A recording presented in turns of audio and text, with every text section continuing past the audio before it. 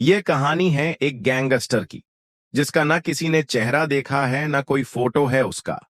सिर्फ एक कोड नाम है इंट्रा। अब 2014 के बाद उस गैंगस्टर का एक फोटो मिला है और नाम भी काबिल, जो बन जाए कि जमीन में अपनी गैंग के साथ बैठा है, जिसमें अपने कोड ग्रुप के साथ छुपा बैठा है। मिलिट्री टीम को अल्ट करती है और काबिल को पकड़ने के लिए मेजर विजय काबिल को पकड़ने के लिए जंगल में जाते हैं। वहां बहुत गोलीबारी होती है और काबिल वहां से बचकर निकल जाता है और उसका साथी पकड़ में आ जाता है।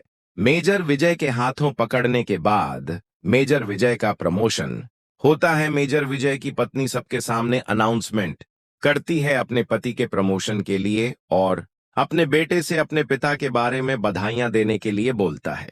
मेजर विजय का बेटा अपने पिता के प्रमोशन के बारे में बोलने के लिए आता है, लेकिन वह कमजोर था, वह बोलने में हकलता था, तो मंच पर बोल नहीं पाता, जिससे मेजर विजय को शर्मिंदगी महसूस होती है और वह वहां से उठकर अपने घर चला जाता है।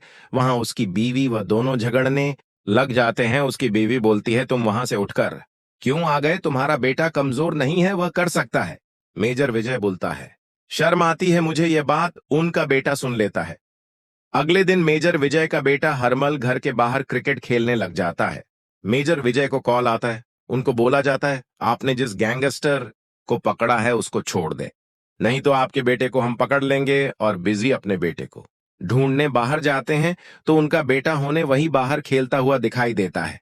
अगले दिन विजय जिस गैंगस्टर को पकड़ा था काबिल से सब पूछने जाते हैं अपना गुनाह कबूल करने के लिए, लेकिन वह उनको कुछ नहीं बताता और उसके साथी को मारने लगाते हैं। तो वह बोलता है, बहुत पछता होगे विजय।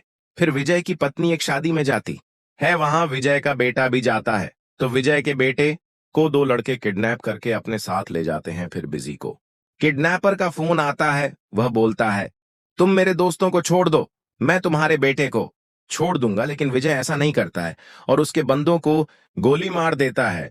तो वह भी विजय के बेटे को वापस नहीं लौटाते हैं। सबको लगा विजय का बेटा मर गया।